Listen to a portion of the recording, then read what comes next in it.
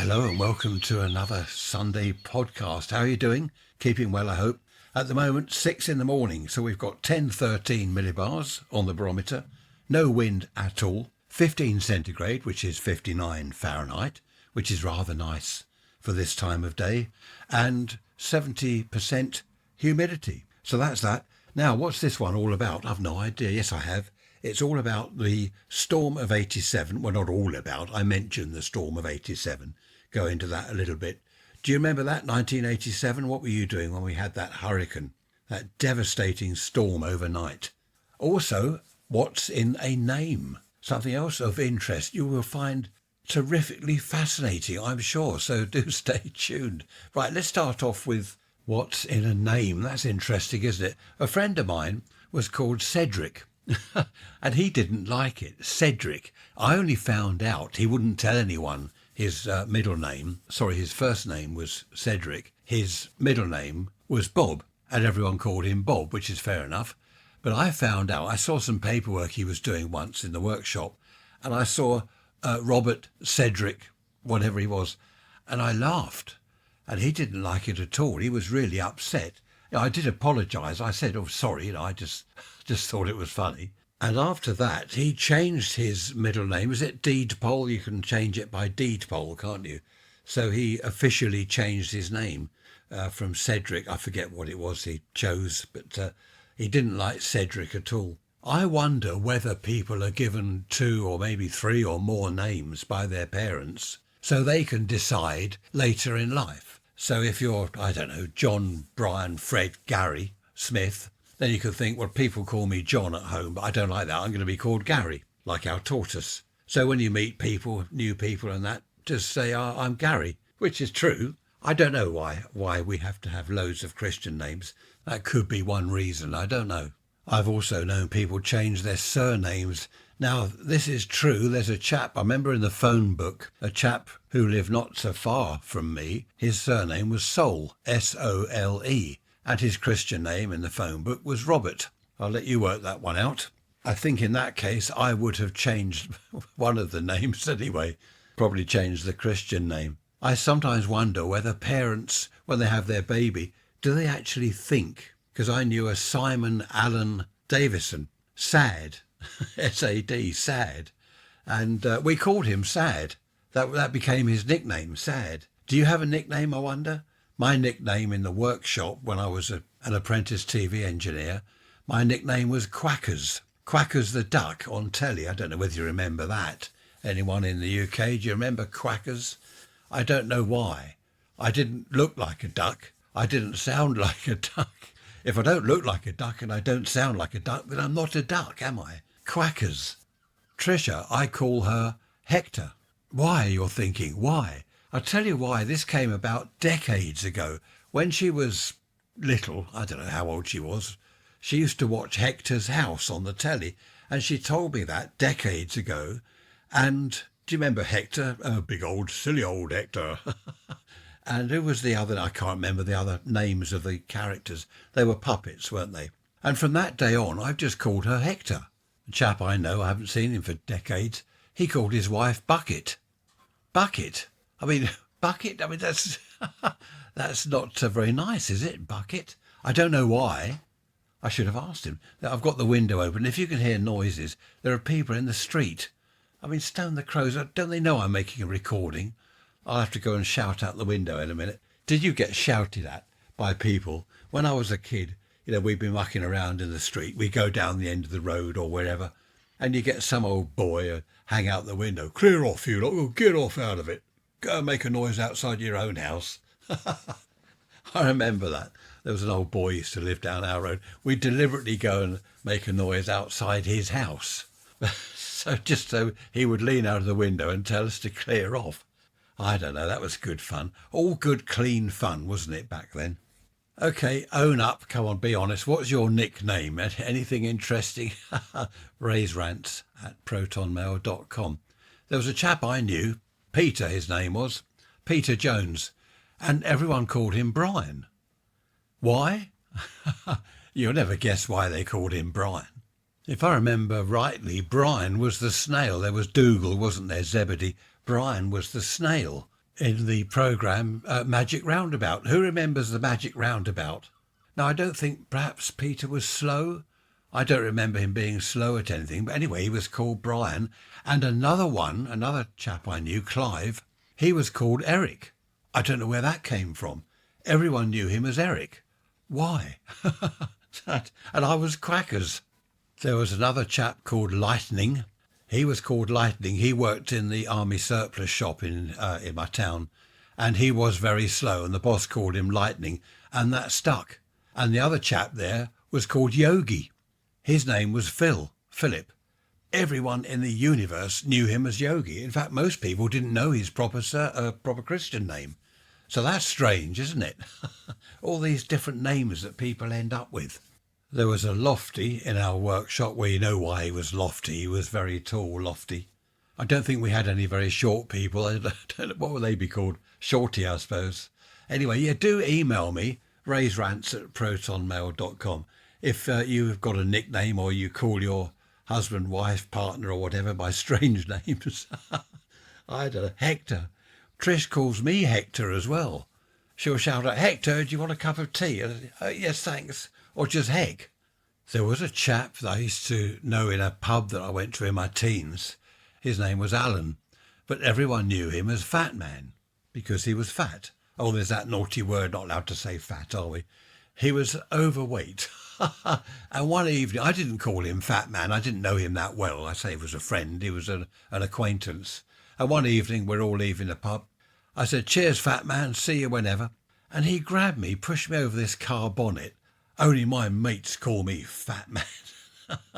Anyway, because he was so large, I'll use the word large, I had no difficulty in rolling him to one side off me, and he rolled off this car bonnet onto the ground and hurt his head.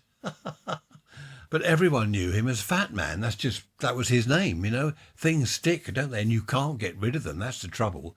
Yeah, I wonder whether he's around. Yes, he was a bit younger than me. I wonder whether he's still around today. I don't know. There was another saying in the 60s in the radio and TV workshop, toilet face. Who pulled your chain? Toilet face. I don't know.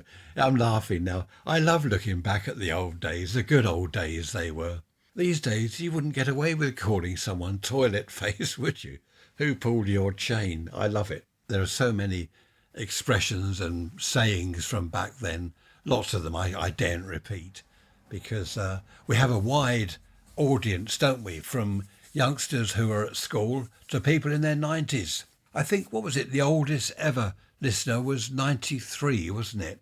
That was going back a couple of years. So I won't upset people by being, politically, is it incorrect or incorrect? I don't know what it is. Sadly, these days, so many people have had a humour bypass. Anyway, we'll move away from that in case I dig a hole that I can't get myself out of. The sun is shining, we have blue sky. We've had our heat wave. We're now heading for cooler weather. So that was the summer. That was good, wasn't it? We had 3 days, I believe, of summer this year. More than last year. It was only 2 days. So we'll be back to the winter. Of course, now the 21st has gone, the longest day. We're heading for darker evenings. I do this every summer, don't I? Gloom and doom. That's it. Darker evenings now, darker mornings. It's going to get colder. Every year I do that, and every year I get emails saying, will you stop doing that? Some names seem to suit certain things. What is it, voltage, when you measure voltage? Voltaire, wasn't it his name? Was he Italian, Mr. Voltaire? So you say 12 volts, for example. Had it been an English chap, and his name was Higginbottom, have you got a 12 Higginbottom battery?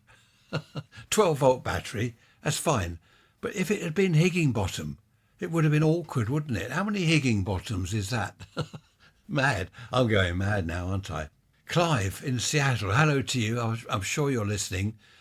Finchley, when you were a lad, what sort of sayings did you have? Did you have nicknames and stuff? I bet you did. I think I've been to Finchley. Is that somewhere near Wood Green? I'm sure I went up there many moons ago or many suns ago. I don't know. I used to go up to London quite a lot in my teens. At weekends, I'd go and watch Speedway, you know, the motorbikes going round. racing round the track. Speedway was good. And I used to like the pubs up in London. What I would do with a few friends, we'd go in my old car and we'd park somewhere near a tube station, get the tube into London, do whatever we were doing, then go, it was pretty late at night, go back to my car and sleep in the car and drive home the following day. I couldn't do that now. I'd wake up, well, I wouldn't get to sleep. And if I did, I'd wake up in the morning with a bad back, a bad knee, a bad shoulder, stone the crows. I daren't even think about sleeping in the car these days. But that was good fun. On a Friday or Saturday night, we'd drive up there and go around the various pubs. It was great. I'm just trying to think which tube station it was, the most southerly tube station. There's a dustman out there now making a row. I've got the window open because it's hot. Someone living up that way, what's the most southerly tube station? Email me, rants@protonmail.com. I think it was either Morden or was it Wembley? Could be Wembley. So we park there and then get the tube into central London and then the tube back to the car and then sleep in the car because I couldn't drive after a few beers. Just going back to miserable old men that didn't like kids playing around. A friend of mine, his neighbour, he was a miserable devil. We'd be kicking a ball round in his garden and the ball would go over the fence. You know, it did sometimes. We didn't do it deliberately. It just happened. And this chap used to keep the footballs. And this friend of mine reckoned he must have had 5 or 6 that he'd kept. His dad went round there to ask for the balls back. And this old boy said, there aren't any footballs in my garden. They must have come and collected them. He'd hidden them somewhere. And this friend of mine, one evening, he saw this old boy pick up a ball that had gone over and put it in his shed. So, of course, we waited till he'd gone out, this old chap, and we nipped over the fence, went into his shed, and there were half a dozen footballs, so we took them all back. And he came round, I wasn't there, but apparently he went round to the house and said, my shed's been broken into. And this friend of mine's dad said, well, what was missing? Have you told the police? Of course, he couldn't say what was missing. He just said he reckoned it was kids and, you know, had we all been in there? And, of course, this dad said, no, they haven't been in your shed. What are you talking about? And, of course, this friend of mine got all his footballs back. But he was a miserable old devil. There were quite a few miserable old people back there, not all of them, but they'd push in front of you in a queue. We were taught, when we were young, to respect our elders and betters. Well, half of them, they were elders, but they certainly weren't betters. I remember queuing at the post office, and you'd get some old lady come in and walk in front and get served. I'm just standing there waiting to be served. It was my turn next, and she walked up to the counter. And that wasn't just once, that happened a lot in the old days. They used to think we were sort of, because we were young, we were sort of inferior in some way, and we had to respect our elders and betters. Anyway, I won't rant on about that. Let's go back to the storm in 1987. Who remembers that? Well, you must remember that if you were around, 1987, where Michael Fish, the weather forecaster, said, there's not going to be a hurricane, and he even laughed a little bit. Oh, some ladies phoned the BBC and said, will there be a hurricane? Of course there won't. And there was, and of course that stuck with him now for life. I've seen him on telly all these decades later, and he has said that was an embarrassing time, and of course it stuck with him. It's like a nickname. You mentioned the storm of 87, Michael Fish. Or if anyone mentions Michael Fish, the storm of 87. But it was awful. It really was awful. I believe 22 people lost their lives because of the storm, trees falling on cars, through houses. And I've seen since a documentary about it, and they were saying in the documentary that people should have been warned because the Met Office, or whoever it was, I'm not accusing anyone, but I understand it was the Met Office that did realise, some people there realised that something was happening. Was it out in the Atlantic or whatever was going on? Some people did realise, and they should have given out warnings, but they didn't. So it really did come as a shock to everyone. I slept through it. It was only the following day when I looked out of the window. What's all these leaves? Why are branches all over the garden? There were tree branches all over the garden.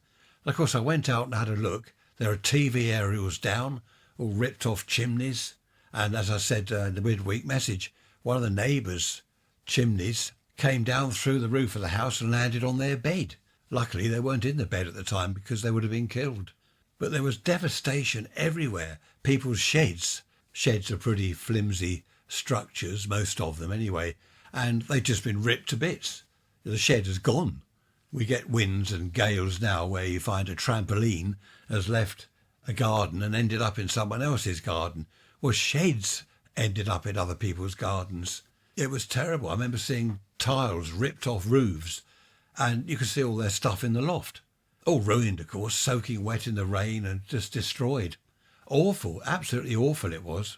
We didn't have a power cut where we were, but a lot of people, thousands, tens of thousands of people were without electricity. And not just for a day or two, for a week, more than a week in some rural areas, because the power lines had not just been ripped down, the poles that supported them, they were down, and not just one or two, lots of them. So they had to redo the entire row of, say, power lines and the poles, the whole thing. And it took a long time. Substations, electricity substations were wiped out, trees falling on them. Everywhere you looked was just a complete mess. The worrying thing is that could happen again. It could happen tonight. Nowadays, of course, they have far more technology. They've got all the computers, not that they're any good. Half the time they say it's going to be sunny tomorrow and it rains. So I don't know. I think with a storm like that coming in, say, across the Atlantic, then they would see that on their computers, on the monitors, and the weather stations and everything would pick it up. But that could quite easily happen again. I was talking earlier about the old boy shouting out of his window, "Get out of here, clear off."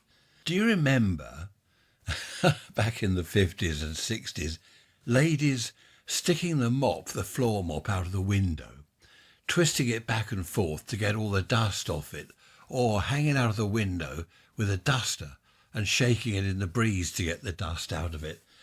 I remember that. I've just got this image of the old days, women with rollers or hairnet or headscarf or whatever it was, hanging out of windows with these mops and dusters. Who remembers that? And something else from the old days, I was talking to my mum about this the other day.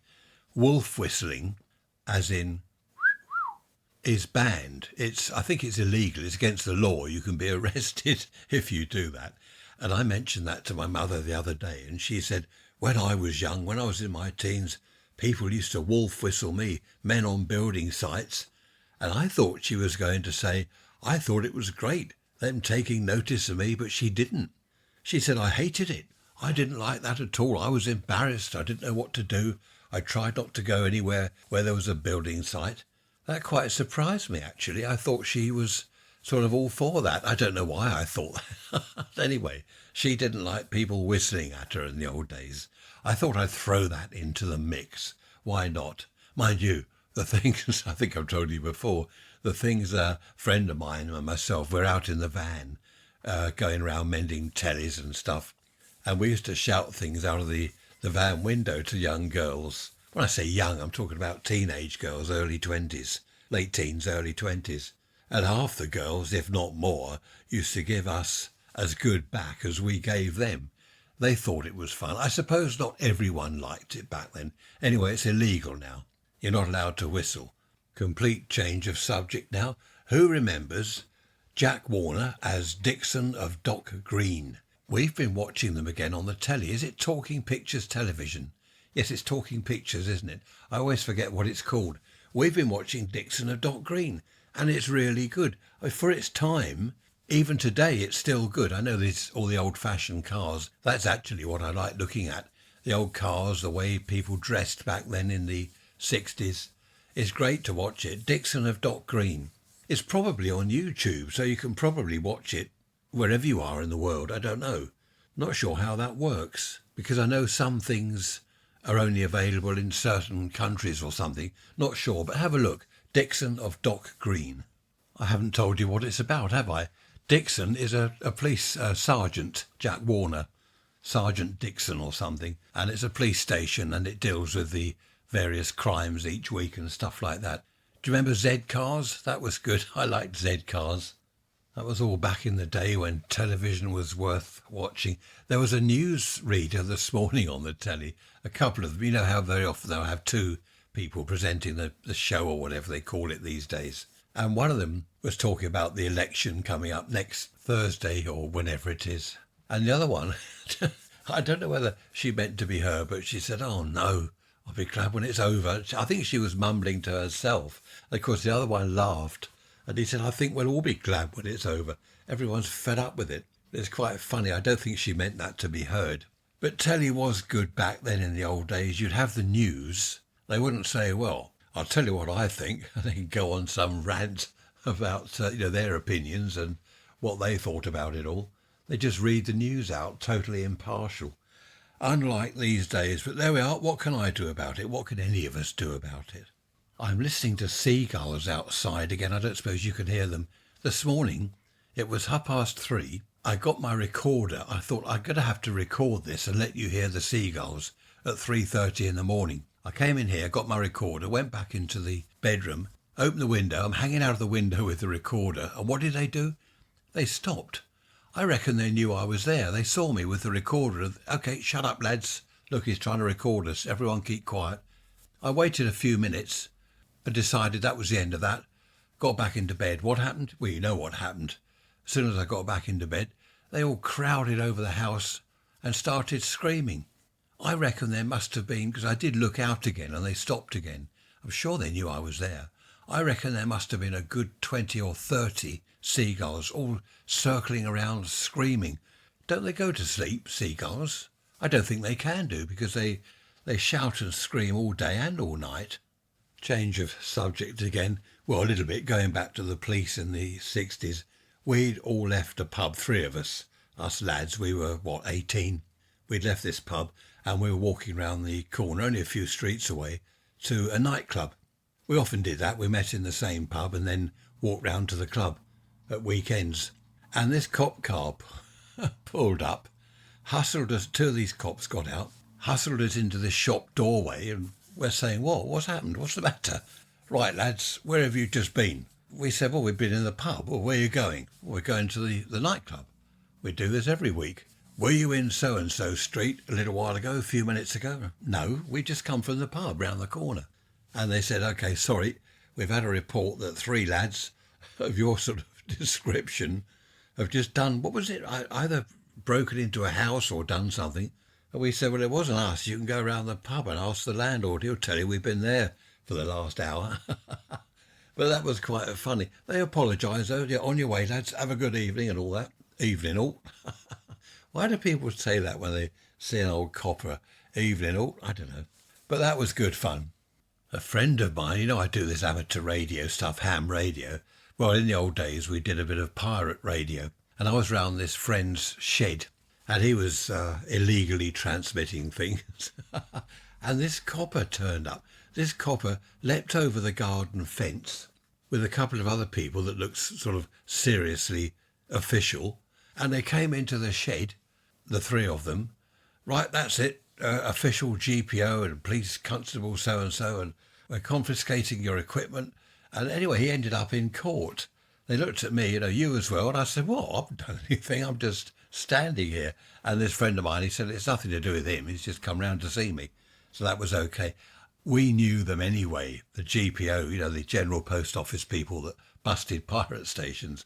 They knew us and we knew them. But of course, when he went to court, the local magistrate's court, all us other pirates, we went and sat at the back of the court and we were saying things quite loudly.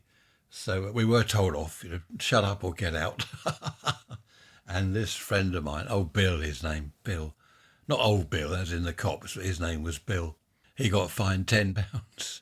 And they took his equipment. They took this transmitter and some other bits and pieces. £10. That was quite a lot back then. When was that? Was that that was the 70s, I believe. Yeah, that was the 70s. A lot of pirate radio stations around then. I think I told you a little while ago, we've had two recently in my town here. They got busted, which is a shame. I quite like listening to them, but they got busted by Ofcom. Amy over there in Seattle. You said I was a rebel or something. That's what made me think of that, the court case and my friend. We were rebels back then in our teens. We were hippies. Who was it recently? A couple of you said, were you a mod or a rocker? No, I wasn't a mod or a rocker. I was a hippie and a pirate. I suppose we were rebels, we were rebellious in those days. Big aerials on our cars and illegal transmitters, things like that. We didn't do anything, I was about to say we didn't do anything criminal, but I suppose technically running a pirate radio station is a criminal offence. So we were criminals. It's truth. I'd never thought of it that way. Anyway, I haven't got a criminal record, so that's all right. I would love to fire up my transmitter. I've got a lovely transmitter which is ideal for pirate radio. I'd love to fire it up, play some decent music on the radio, you know. But the trouble is these days you've got people that don't like it. Oh, I'm going to phone Ofcom. And then you get busted and it's just not worth it. But it's a shame I've got this beautiful transmitter. It's a professional one. It's not a homemade thing. It's a professional radio transmitter. And I have tested it, you'll be pleased to hear, and it's great, it works really well. Do you know, we've got black clouds, heavy black clouds coming over now. Oh, I got my little device, where is it? Hang on, here it is, it was over the other side of the studio. Studio, goodness me. There we are, look, barometric pressure, 1016 millibars, 23.3 degrees in here. Then there's the altimeter, we are... what's that, 20 feet above sea level, which is about right. I've got to set that. I've got to go down to the beach and set it as 0. So I'm quite pleased with that. It took 9 days to turn up, though. That's the trouble with some of this stuff on eBay, isn't it? 9 days. Anyway, I've got it now, so that's good fun. So now when I tell you in the morning the weather business and stuff, I can just look on here. Where's the millibars? There we are, 1016.5. Oh, and there's a little picture of the sun. I don't know why it's meant to be a weather forecast thing. The sun's out and yet it's thick black clouds everywhere. Nothing is accurate these days, is it? Nothing is correct as it should be. Why is it showing the sunshine when there are black clouds everywhere? The wind's got up again. It's coming from the west. It's not cold though out there. It's reasonably warm. Who remembers in the good old days, was it calamine lotion for when you got sunburnt? Kids are always getting sunburnt. I've never used factor 50 or factor whatever it is, 100. I've just gone brown. I don't get burnt, I just go brown. But there was a thing on the telly, 3 of the top selling brands of this factor stuff to stop you burning, 3 of them were discovered to be, with tests, totally useless. They were factor 50 or something. They came nowhere near it. So that's a waste of time, is it, and money? But in the old days, do you remember that stuff? It looked like window lean. Do you remember window lean? That's back in the 50s and 60s. It was that pink liquid in a bottle. You put it on a duster and clean the windows with it. Window lean. It was useless stuff. I remember my mum, help me with the housework. You can clean the windows. There's the duster. There's the window lean. And I'd put this stuff all over and it all went white on the window. As if, you know, like if a shop's being decorated inside, they put this white stuff on the window. It was just like that. And then you rub it off with a clean cloth. But it left smears everywhere. I had terrible trouble with that. Awful stuff. But the calamine lotion looked just like window lean. Imagine getting mixed up. You put window lean on your skin. But kids had bad sunburn back then. It was awful. And they do reckon that if you got badly sunburnt, more than once, of course, when you were a child, later on that could be skin cancer. So that's not good, is it?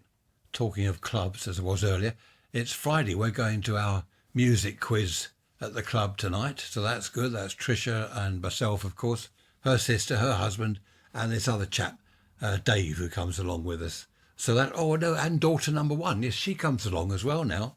She's joined us. So that'll be good. I shall sit there and moan because the music's too loud. Why is the music so loud? No, I won't get into that because I've done all that before.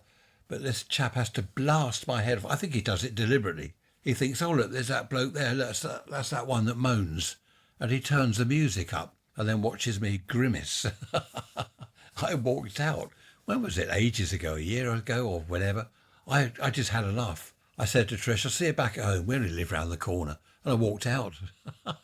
In the clubs in the old days, the music was loud, but that's because there was a dance floor and there's people dancing. When you're sitting in a pub or a small club like ours is, there is a limit to the volume level, really, and it's no good winding up the volume because people can't hear themselves chatting, especially when it's a quiz. They're trying to chat to each other about the questions, and all you can hear is this music blasting out. It just seems wrong, it's not necessary. In the old days when I used to go and see a live band at a club, that was really good. Live guitars and that screaming. Oh, I loved all that. That was great fun. But when you're sitting there trying to converse with other people, well, you can't. You can't these days whenever there's live music anywhere.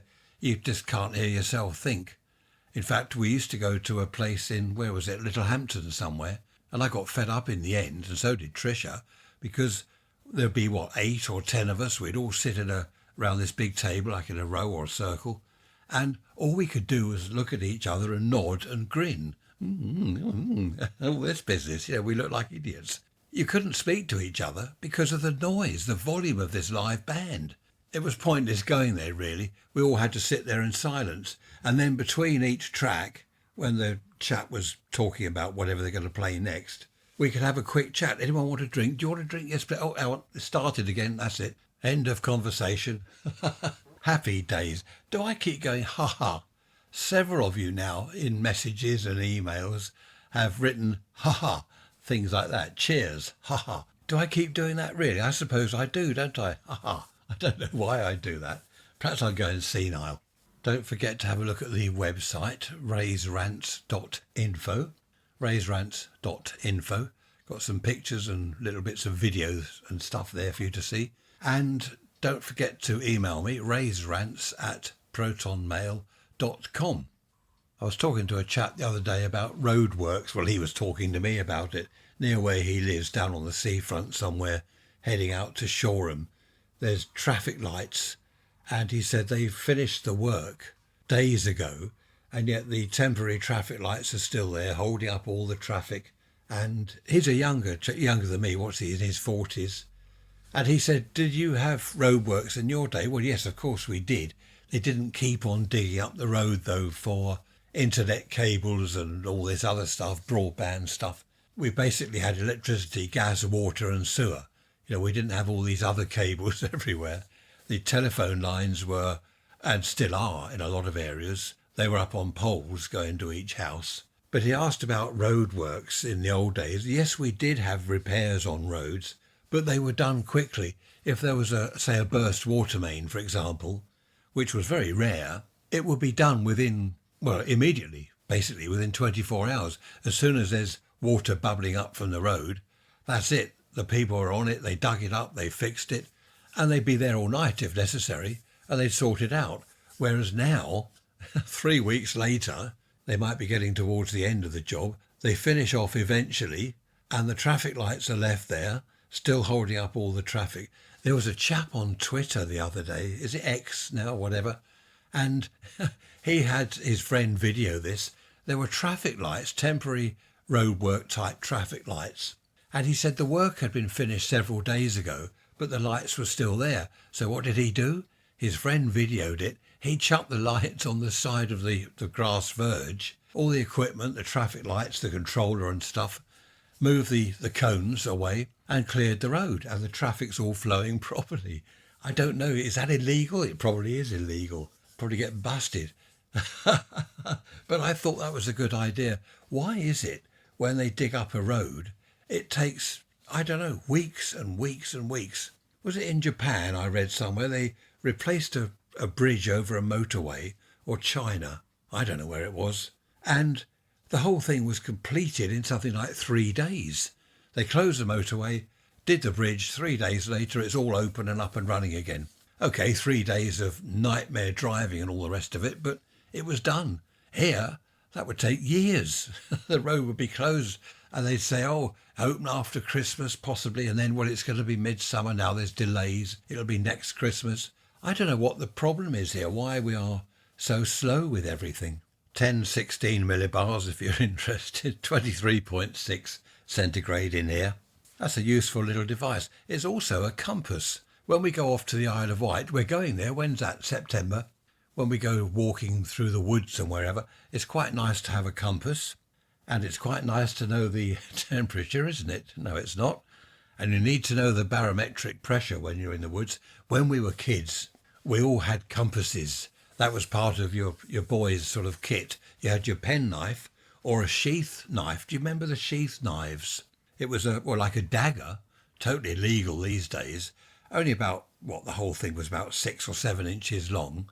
And it was in a leather sheath that you fixed to your belt. So you got your belt around your jeans and you've got your sheath knife there.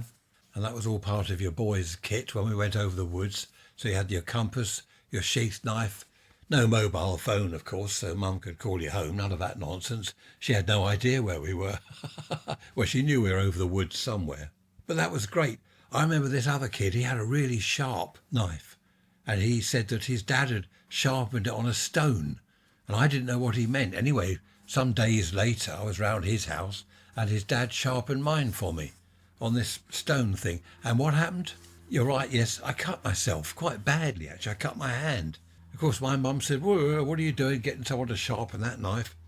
It was great for whittling wood, though. I don't know what it was. We'd sit over the woods or the farm, the field somewhere, whittling bits of wood, throwing the sheath knife to see if we could stab a tree with it from 10 feet or whatever we did. As I've said many, many times before, no health and safety. You could walk into a shop, 10, 12-year-old kid walk into a shop and buy a sheath knife. Everyone had them. Actually, a compass was useful because there were a lot of woods here and fields. And I remember the teacher at school saying, if you look at a tree, the north side of the tree will have the moss on it. So you knew which way was north. And of course, you look at the sun and things like that. But it was far better to have a compass. So if we went deep into the woods, we'd know which way to go to get out again. There were a lot of trees. It was a massive woodland. It all gone now. Of course, houses all gone. So a compass was useful. And another piece of kit that you had to have in your pockets was a catapult. You needed a catapult. I'm not quite sure why, but you had to have a catapult for catapulting things, I suppose, firing stones at things. There was a boy we met over the woods one day on the edge of the woodland near the shops. We got talking to him, and he was staying with his aunt or granny or something. He lived in London, and he hadn't seen the wood. He hadn't seen the sea before. He was going on and on about the beach. "I've been down the beach. I've seen the sea." And of course, we're all thinking, what's he on about? Everyone's seen the sea, but he hadn't. So what we did, he'd not been in the countryside before. We took him into the woods. We showed him around. We showed him the pond with the sticklebacks and the newts and frogs and tadpoles and whatever else was swimming around in there or hovering around the edge of the pond. He loved it. He was really not shocked, but in awe, I suppose is the way to describe it. He was in awe. This is the woods. Look, a farm. We took him to the farm, showed him all the farm machinery and stuff like that. And I remember thinking, how can you never have seen the sea, even if you live in London? I don't think his parents had a great deal of money, because at weekends, a lot of people from, well, not just London, anywhere north of us really, they'd all come trooping down to the beach. And you'd have a load of cars just parked everywhere. Yes, even in the 60s and 50s, there were cars all along the seafront where people had come from London and wherever else, up in Surrey. Let's all go to the beach. So they'd all pile down here. But this boy, he was genuinely in awe of the farm, all the farm machinery, the pond, the woodland. He loved it. Of course, he told us what it was like where he lived. For what he said was a terraced house, just all streets all around. I think he said there was a local park, but it was a very small, just swings and roundabouts or something. Can't remember what he said. It's decades ago, isn't it? Hundreds of years ago. Well, not quite. And I remember thinking that was the city. He described the city, and I didn't like it at all. I didn't like the sound of it. Of course, had I been brought up in London, I would probably have loved it, because we did visit my cousins up there. I don't know whereabouts, but they lived in, I think it was the East End somewhere. And they took me round to the ice factory where they made these huge blocks of ice. I thought that was great. I was in awe of the ice. And they took some ice away. This chap there gave us some lumps of ice and we went off with that. I don't quite know what we wanted to do with ice. And they showed me a few other things in London, but it was all concrete. Houses, concrete, buildings, cars. I wonder whether at that tender age, that's what pushed me more to the countryside. That's perhaps why I love the woods and the countryside and I hate towns and cities. I don't know. It could be, couldn't it? My experience in London, visiting my cousins, that might have made me think, well, I think I prefer to go over the woods and look at the newts and the tadpoles in the local pond. We're moulded, aren't we, when we're children? Moulded into shapes and a way of thinking and certain things. That's probably why I like the woods. I don't know why I like the woods, I just do. I think it's because there's no one there. I hate it. Don't you just hate it when you go for a walk in the woods and there's no one around and it's quiet and you've got a little breeze and the birds are singing? Then there's some idiot comes walking through. Morning. Well, perhaps he's not an idiot, but what's he doing? I'm having a little walk in the woods. It's quiet and I'm just taking in the ambience. It's happening. You can't take in the ambience. You know what I mean? And then some bloke comes along and starts talking to you. Same in the summer. When I was a kid, we'd go down to the beach. The beach is empty. Early morning, we'd get there early to avoid people. And someone would come and sit, a couple with their kids. They'd come and sit 3 feet away from where we'd put our blanket on the sand. They put theirs 3 feet away from ours. And I remember looking round thinking, there's the entire beach. You know, there's 3,000 acres of beach here. And they come and sit right next to us. Why? And they start talking. Hello, nice day, isn't it? Yeah, it is, yeah. Nice down here. Tide's coming in. Yeah, I know the tide's coming in. Why don't you? No, I can't swear, can I? I'm not allowed to swear. But it is annoying, isn't it? You choose a little spot where there's no one around. You put your blanket down and you've got your buckets and spade for the kids and all that. And then some people come and sit right next to you. It's the same at the doctor's surgery. Luckily, I'm never round there very often. But I'll go and choose a seat in the corner somewhere, away from everyone else, away from all their germs and diseases. And then someone will come and sit right next to me. There are a load of empty chairs. Why sit on the chair right next to me and then almost lean on me, breathe all over me and give me their germs? I just don't understand people. I'm not antisocial. Well, I might be a bit, only slightly antisocial. But I just don't want people to come and sit almost on me. And the trouble is they start talking. Once I was round the surgery, this is years ago, and this chap came and sat next to me, and he started off talking about the weather, and then his ailments, telling me what was wrong with him. Then he said, what are you here for? And I thought, well, I'm not telling him. I can't remember what I was there for. Probably something like management for my antisocial behaviour, recluse management. Anyway, he started talking to me and telling me about his ailments. I'm not interested. I don't want to know what was wrong with him. And I didn't want to tell him what was wrong with me. I think I made something up. You know what I should have done? I should have said I've got some awful disease. It's really contagious. That would have got rid of him, wouldn't it? I didn't think of that, did I? I am good at conversation. When I say good at it, I chat to people on the ham radio. It's just that I don't always want to speak to people, especially if I'm in the woods or I've chosen a spot somewhere to sit alone, or just Tricia and myself, the two of us. My favourite listener in Seattle, she knows who she is. She said that, has the art of conversation gone? I think it has. Probably because of people like me that don't want to speak to other people.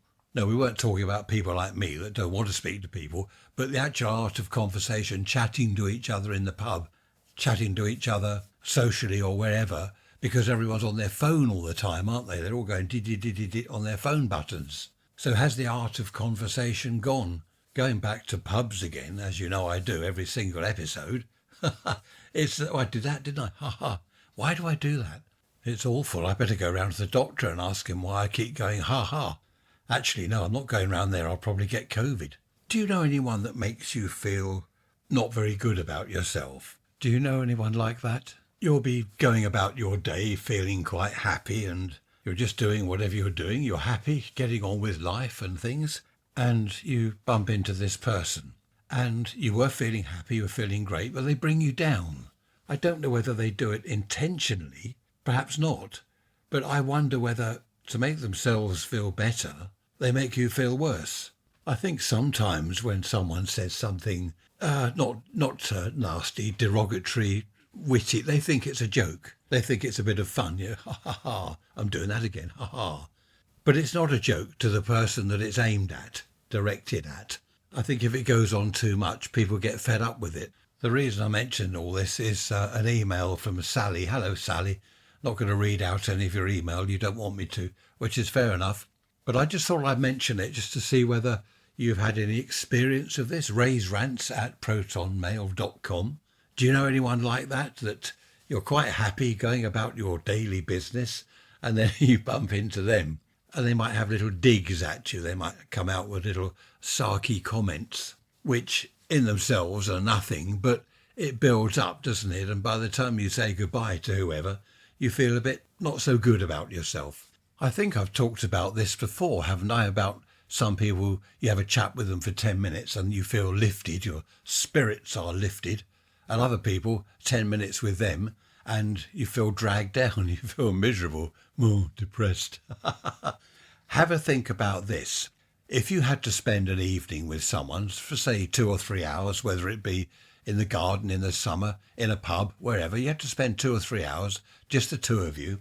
I'm not going to say who would you choose, who would you not choose, who would be the least person that you wanted to spend that time with.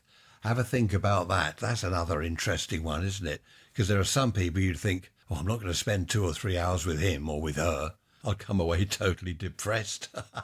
Anyway, enough about depression. We're not here to get depressed, are we? We're here to be happy. And talking of happy, laughter is infectious, isn't it? So they say, and I think that's true. It's infectious. Now, how do you fare in the heat? Are you a heat type person? Trish has bought me this thing. Let me turn it on. I don't know whether you can hear that. Imagine a pair of headphones, the big old headphones with they look like buns over your ears, you know?